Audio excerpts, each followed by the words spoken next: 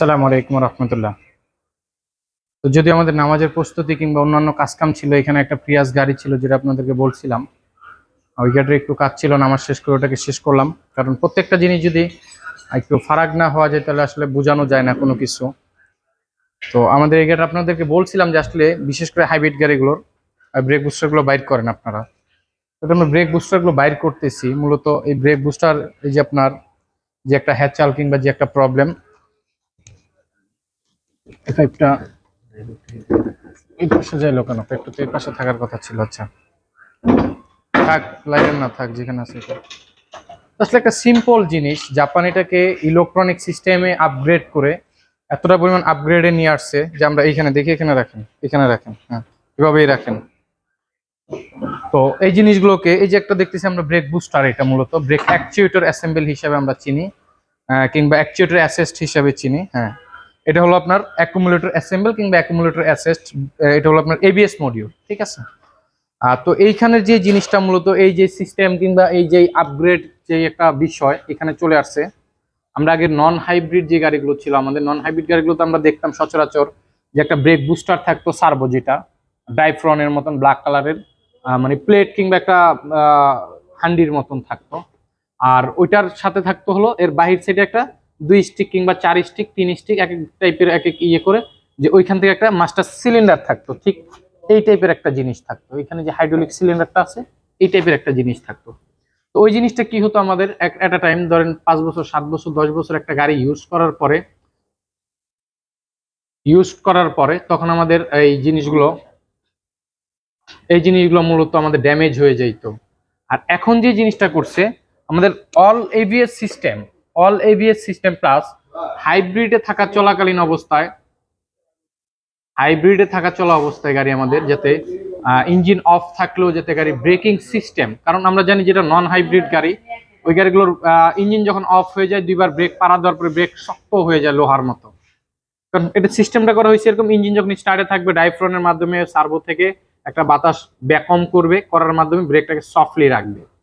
আর এটার সিস্টেমটা করা হয়েছে এরকম যে যেন ইঞ্জিন যখন আমার অফ থাকবে, হাইব্রিডে থাকা মানে আমার ইঞ্জিনটা অফ থাকা, ব্যাটারিতে শিফট হয়ে যাওয়া, তখন যেন আমার ব্রেকটা কোনো মতে যাতে হার্ড না হয়।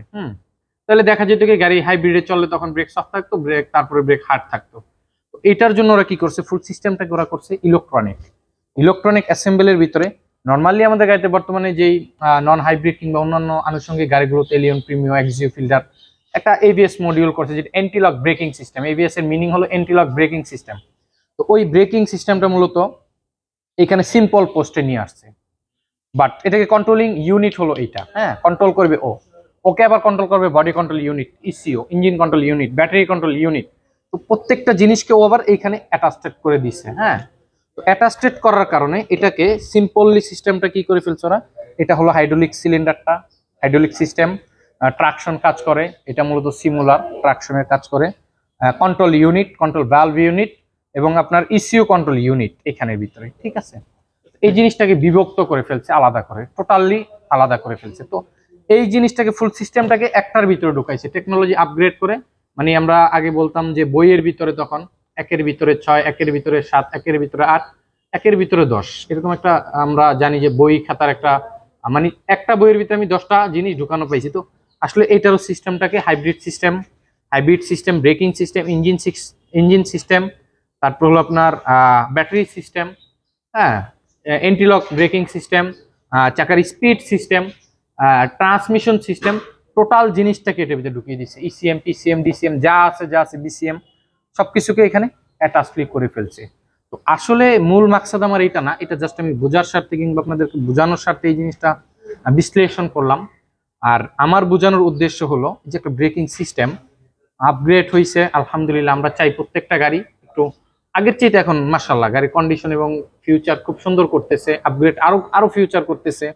ইলেকট্রনিক সিস্টেম যেরকম আমরা আগের কালে যখন প্রথম ইউরোপিয়ান গাড়িগুলো কিংবা আপনার ব্র্যান্ডেড কোম্পানির গাড়িগুলো, মার্সিডিজ, বিএমডব্লিউ, ওডি, জাগুয়ার, পোর্শ, ফেরারি, এই গাড়িগুলোর যেই একটা ফিউচার ছিল, এখন ওগুলো চলে গেছে আরো ইলেকট্রনিকে। আর ওই ফিউচারগুলোতে এখন আস্তে আস্তে আমাদের JDM version, Asia version, otherwise অন্যান্য যে ভার্সনগুলো আছে আস্তে আস্তে আপগ্রেড হচ্ছে। যেরকম একটা সেন্সরিং সিস্টেম কোন এক সময় ছিল না একটা গাড়িতে, এখন একটা সেন্সরিং সিস্টেম। এখন আবার সামনে কি ব্রেকিং সিস্টেম, লাডা সিস্টেম, রোডার সিস্টেম, যে আপনি যদি মিস করেন গাড়ি মিস করবেন, ওর কোনো চান্স নাই মিস করার। তো এই যে একটা আপগ্রেডের ভিতরে যে একটা খেলা চলতেছে, এটা খেলতে কোনো সমস্যা নেই, বাট এই প্রোডাক্টগুলো যদি আমাদের অ্যাভেলেবেল না থাকে কিংবা পারচেজ করার মতন অ্যাভেলিটিও না থাকে, একটা গাড়ি যদি আমি সামহাও 35 লাখ টাকা দিয়ে আমি একটা গাড়ি ইনভেস্ট করলাম, গাড়িতে একটা 35 লাখ টাকা ইনভেস্ট করলাম চলার জন্য, এটা আমার নন হাইব্রিড হইলেও চলতো। হাইব্রিড ফিউচার আপগ্রেড আসছে, আপগ্রেড ফিউচার আমি ঢুকলাম, কিন্তু আমি যখন একটা হাইব্রিড গাড়ি নিলাম মেবি 2 বছরের উপরে 3 বছরের মাথায়, এই যে একটা ব্রেকিং সিস্টেম 1 লাখ 1.5 লাখ 2 লাখ টাকা নিয়ে একটা ধাক্কা, ব্যাটারি সিস্টেম 3 লাখ 4 লাখ 5 লাখ টাকা নিয়ে একটা ধাক্কা, কিংবা 2 লাখ টাকা নিয়ে একটা ধাক্কা। এখন আমি 3 বছর কি এই গাড়ি দিয়ে কি আমার 1 লাখ টাকা সেভ হয়েছে কিনা, এটা হলো একটা দেখার বিষয়। এই গাড়ির ব্যাটারির পিছনে আমার যে 1 লাখ 2 লাখ টাকা যাচ্ছে, এই টাকাটা কি আমার সেভ হইতেছে কিনা, একটু পয়েন্ট করার বিষয় এখানে, যে আসলে আমি এটা যারা গাড়ি নিবেন পরবর্তীতে নেওয়ার ক্ষেত্রে একটু বিবেচনা করবেন। বিবেচনার কারণটা আমার এই কারণে, যাতে অন্তত এই জিনিসগুলো নিয়ে আপনি পরবর্তীতে সামনের হ্যাচালগুলো থেকে অন্তত একটু সতর্ক থাকতে পারেন। তার ভিতরে যে জিনিসটা বলি, যেরকম ধরেন ব্রেকিং সিস্টেম কেটে গেল, এখানে আমার 1 লাখ 2 লাখ যা গেল গেল, ব্যাটারি সিস্টেমটা কেটে গেল, এখানে 2 লাখ 4 লাখ যা গেল গেল। আচ্ছা, আনুষঙ্গিক তো একটা আদারওয়াইজ অন্য কস্ট থাকে, সাসপেনশনের কস্ট থাকতে পারে, 4টা চাকা লাগাইতে গেলে বর্তমানে 60,000 70,000 টাকা লেগে যায়। আমার একটা বছরে একটা গাড়ির পিছনে কতগুলো টাকা ইনভেস্ট হচ্ছে, হ্যাঁ। তো আমি এই চিন্তা করতে গেলে আমার কাছে কেন যেন মনে হয় নন হাইব্রিড বেস্ট এখন পর্যন্ত, হ্যাঁ। তো এটা আপনারা বিবেচনা করবেন, পছন্দ রুচি এক একজনের এক এক রকম। আমি আপনাদেরকে ব্রেকিং সিস্টেমটা খোলাটা দেখাইলাম এবং ব্রেকিং সিস্টেমটার অবস্থানটা দেখাইলাম। গাড়ির যিনি ওনার ভদ্রলোক সামনেই আছেন, ওনার সামনেই কথা বলতেছি। তো আসলে আমার মনে হয় না উনি কোনো লাভে আছেন এই গাড়ি নিয়ে, আমার জানার মতে আমার আমার দিক থেকে মনে হয় না, বাকিটা আল্লাহ তাআলা ভালো জানেন। তো যাই হোক, সকলে ভালো থাকবেন, সুস্থ থাকবেন। আমরা এই সেটটা, এটাতে রিকন্ডিশন এবং অকশনের প্রোডাক্ট, কারণ উনি যেরকম, ওনাকে চেষ্টা করতেছি, বাকিটা আল্লাহ সুবহানাহু ওয়া তাআলা ভালো জানেন, বেটার সার্ভিস দেওয়ার, হ্যাঁ। তো মানে এই বলে এইটা না যে অন্য কেউ না, অন্য কখনোই কোনো কোনো দোকানদার চায় না তার কাস্টমার খারাপ হোক, এটা কেউই চায় না কখনো, হ্যাঁ। তারপরে একটা বিষয় থাকে, অনেক কিছু দিনই বিষয় কিংবা একটা অন্যরকম একটা ইয়ে থাকে, আন্তরিকতা মহাব্বত থাকে। তো যাই হোক, যা কিছুই বললাম ভুল ত্রুটি হলে মাফ করবে ইনশাআল্লাহ তাআলা। তো আমরা এটা সেট করার রিভিউটা আপনাদেরকে পরে দেখাবো, যেহেতু লাঞ্চের সময় হয়ে গেছে, লাঞ্চেরও বিষয় আছে। তো সকলে ভালো থাকবেন, সুস্থ থাকবেন এবং দোয়া রাখবেন। আসসালামু আলাইকুম ওয়া রাহমাতুল্লাহ। আল্লাহ হাফেজ।